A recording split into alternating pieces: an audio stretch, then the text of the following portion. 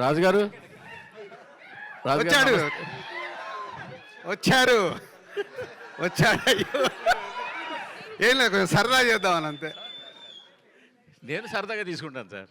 ఏదండి? నేను సరదాగా తీసుకుంటాను సార్. రాజుగారు మీరు ఇందాక ఒక మాట అన్నారు, మీడియా క్యూఎండ్ఏలో ఈ క్వశ్చన్ కదా అడగాలి, ఈ ఫేక్ వ్యూస్, ఫేక్ కలెక్షన్స్, సినిమాలు కాస్ట్ ఫెయిల్యూర్ ఇలాంటివి కదా అడగాలని. ఇలాంటివి అడిగినప్పుడల్లా హీరోలు బ్యానర్ల మీద ప్రెజర్ తీసుకొచ్చి మొన్నటి ట్వీట్లు వేయించిన సంఘటనలు ఉన్నాయి, మీకు తెలుసో తెలీదు. ఇప్పుడు ఇవాళ సపోజ్ మేము అడిగామనుకోండి, నా క్వశ్చన్ అవనండి. సపోజ్ ఇవాళ ఇదే క్వశ్చన్ నేను అడిగాను అనుకోండి, ఏమంటే దీనికి 10 మిలియన్లు వచ్చాయి, 5 మిలియన్లు వచ్చాయి, ఇది కొన్నారా చేశారా, కొన్నారు నాకు తెలిసిందని అడిగాను అనుకోండి, మొన్నటి మీ హ్యాండిల్లో అంటే మీరంటే మీరు కాదు, ఒక ప్రొడ్యూసర్ హ్యాండిల్లో ఉంటుంది, ఏమని మేము కొనలేదు, దీనికి యాక్చువల్ యూస్ వచ్చాయని. సో ఇలాగ బ్యానర్లు ఇలా పెట్టే టైంలో మీడియాని అడగలేదని మీరు అనడం కరెక్ట్ కాదు అసలు. ఒక్క నిమిషం, మేము నిజంగా కరెక్ట్గా అడిగితే మీరు చెప్పలేరు. ఒక్క నిమిషం అండి మూర్తి గారు, గతం గతః ఓకే, ఇప్పుడన్నా మార్చుకొని ముందుకెళ్దాం. Okay, very good. మీరు చేసిన ఇనిషియేట్ బాగుంది. ఒక మిస్టేక్ని మనం కరెక్ట్ చేసుకోవాలంటే దానివల్ల మై ఫీలింగ్, నా గట్ ఫీల్డ్ ఏంటంటే నేను చెప్పింది అండర్లైన్ చేసుకోండి, మనం ఇస్తున్న కాంటెంట్ ప్రేక్షకులకు రీచ్ అవుతుందా లేదా ఎప్పుడు తెలుస్తుంది. ఒరిజినల్గా వస్తున్న వ్యూస్ని బట్టి మనకు తెలుస్తుంది, అది నా ఫీలింగ్. పేరుకేమో అక్కడ 10 మిలియన్స్ ఉంటున్నాయి, మార్నింగ్ షో ఫుల్ అవ్వట్లేదు, వై అనేది నా క్వశ్చన్. అంటే అక్కడే అర్థం, అంటే బాధేస్తుంది. అంటే దీంట్లో మనం ఫాల్స్కి వెళ్ళకూడదు, జెన్యున్గా ట్రై చేసామనుకో ఒక 6 మంత్స్లో సెట్ రేట్ అవుతుంది.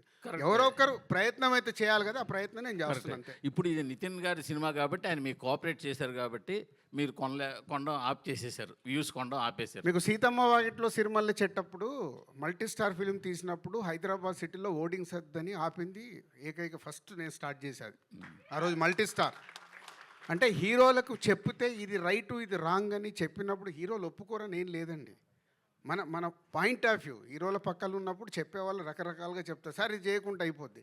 ఈరోజు అలా లేదుగో, వీళ్ళు ఉన్నారే వాళ్ళకు కాంటెంట్ నచ్చితేనే వాళ్ళు మార్నింగ్ షోకి వస్తున్నారు, వేరే దేనికి వాళ్ళు టెంప్ట్ అవ్వట్లేదు. సో మై రిక్వెస్ట్ ఇండస్ట్రీలో ఉన్న వాళ్ళకి కానీ మీకు కానీ నేను చెప్పేది అది, మన కాంటెంట్ని ప్రేక్షకుల దగ్గర రైట్గా తీసుకెళ్ళినప్పుడు అది ఎస్ నో మనకు అర్థమవుతుందనే నా సెన్స్, దీంట్లో వేరేది ఏం ఉద్దేశం కాదు. వేణుగారు సార్ 4 ఏళ్ళేం సార్ మీ సినిమా చూసి, మీరు గ్యాప్ ఎప్పుడు సినిమా చూసినా ఏ రోజు మీరు నిరాశపరచలేదు, ఏ కంటెంట్ వచ్చినా కూడా మీరు ఎవరిని కూడా జెన్యున్గానే చేసుకుంటూ వచ్చారు. సో అంటే రాజుగారు ఇందాక మాట్లాడితే ఏమన్నారంటే దీనికి రిఫరెన్స్ లేదు అన్నారు ఈ సినిమాకి, అది ఎంతవరకు కరెక్ట్? అంటే రిఫరెన్స్ అంటే నేను ఇది ఏదో దీనికి మూల సినిమా ఉంది ఇంకో కథ ఉందని కాదు, నేను ఇది ఈ టైప్ ఆఫ్ జానర్ సినిమా రాలేదా అని అంటేనే.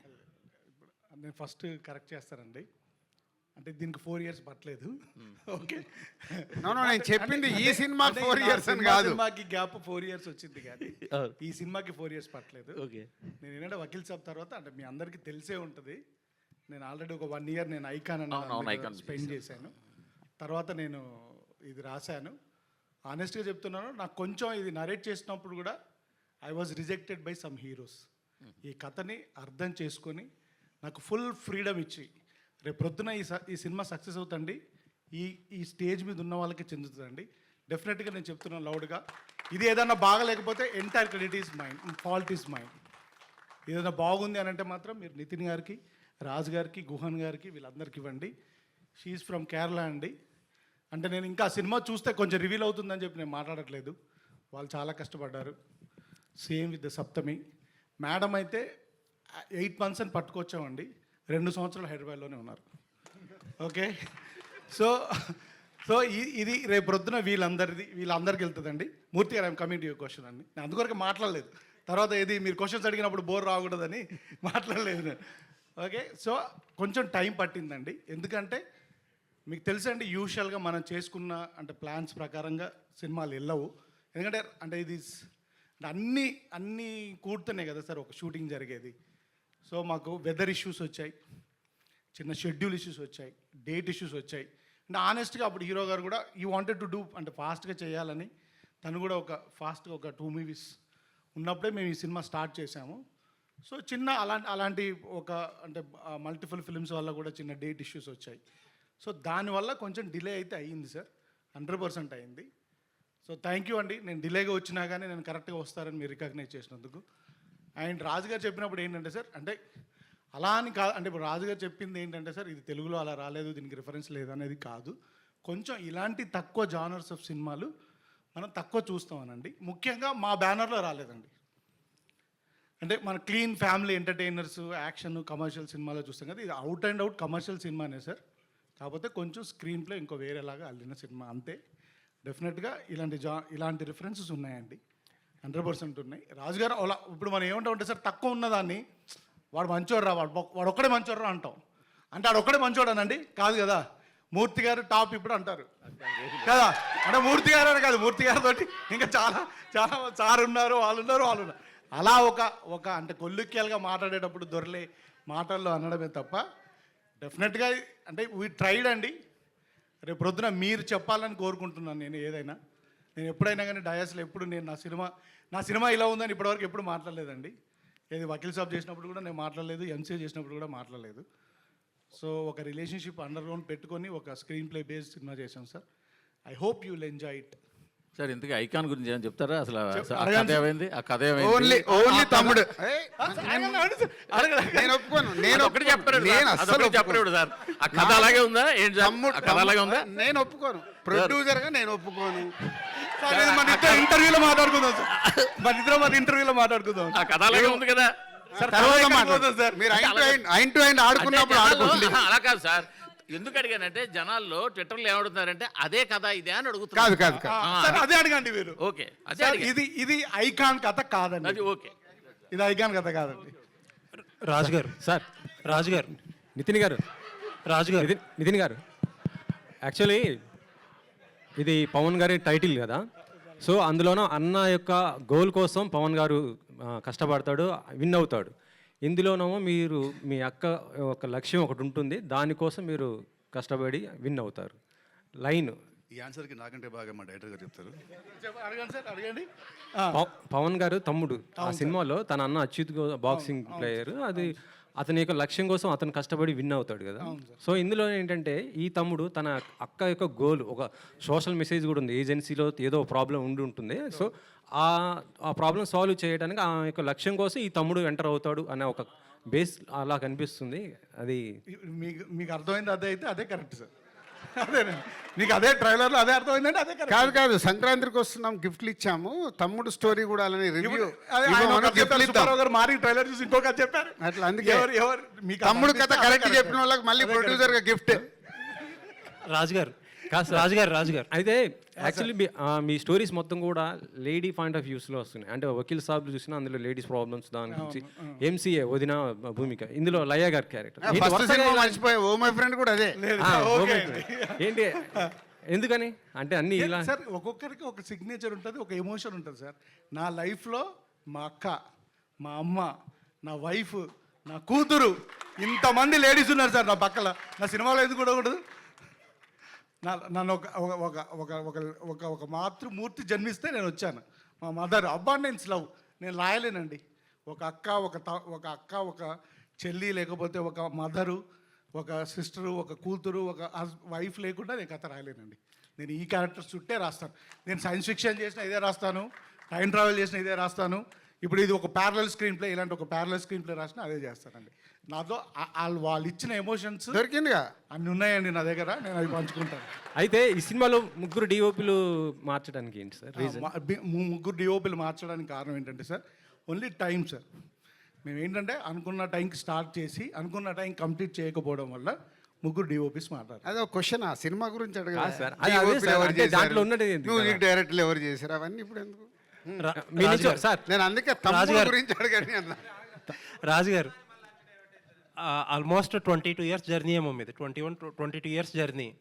అంటే అన్నీ సాఫీగా జరిగిపోతున్నప్పుడు ఎవరో ఏమీ మారరు, ఎవరైనా సరే, మామూలు మేమైనా అంతే, మీరైనా అంతే. సడన్గా లాస్ట్ టైం ఒక కపుల్ ఆఫ్ మంత్స్ బ్యాక్ మీరు ఫేక్ కలెక్షన్స్ మీద చాలా ఓకల్గా ఫస్ట్ మీరే మాట్లాడారు. ఇప్పుడు ఫేక్ వ్యూస్ గురించి మాట్లాడుతున్నారు. దిల్ రాజు గారిలో ఈ మార్పు రావడానికి ట్రిగర్ అయ్యింది కారణం ఏంటి? అంటే నాకు ఎప్పటి నుంచో లోపల అది బాధ ఉందండి. బాధ ఏంటంటే మనం లైఫ్లో ఫాల్స్గా బతకడం అలవాటు అవుతే అదే గ్రో అవుతూ ఉంటుంది. ఎస్పెషల్లీ మనకు సినిమా ఇండస్ట్రీలో, మీడియాలో ఇది ఎక్కువ ఉంటుంది.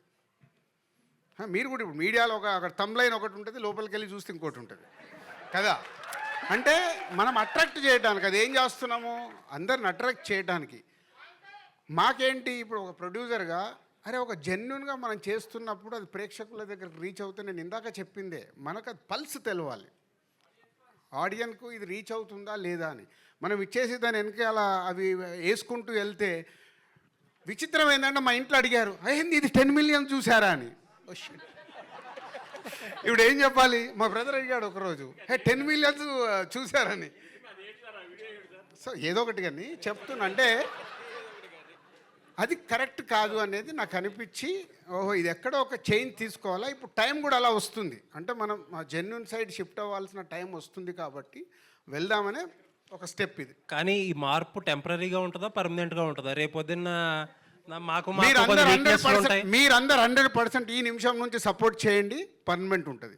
అలాగే మీ టీమ్స్ మా వెనకాల పంపకండి సార్. ఎందుకంటే ఏదన్నా సినిమాలో ఇది బాగుంది, ఇది బాగాలేదేమో, ఇది మార్చుకోవాలేమో, ఇది మార్చుకోకూడదేమో అని ఏదన్నా రాస్తే వెంటనే మీ టీం మా సినిమా మీద నెగిటివ్గా చేసేస్తున్నారు.